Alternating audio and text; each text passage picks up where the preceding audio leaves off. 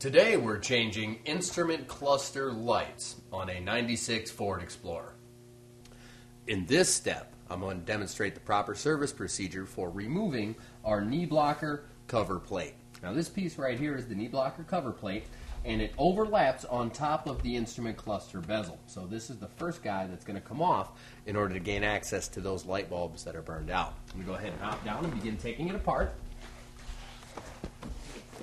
I have a 1/4-inch ratchet with a 7mm socket on it, and we're just going to begin by unscrewing the mounting bolts for this plastic cover.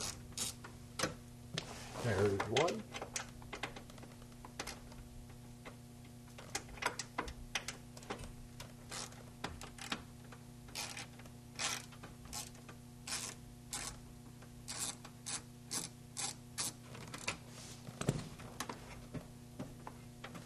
And we got a couple here to work on.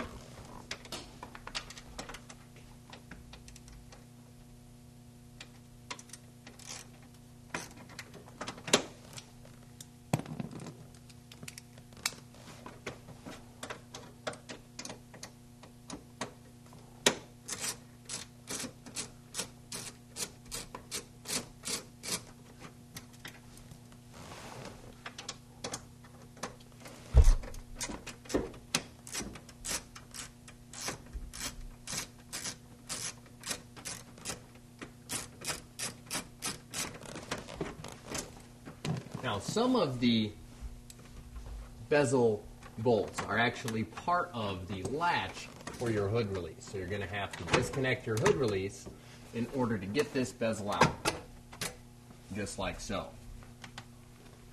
As you can see, it has screws in the bottom and these little clips here in the top. Now, that's real common. It's almost industry standard for it to have clips in the top and screws along the bottom. So make sure to take a good look at it before you attempt disassembly.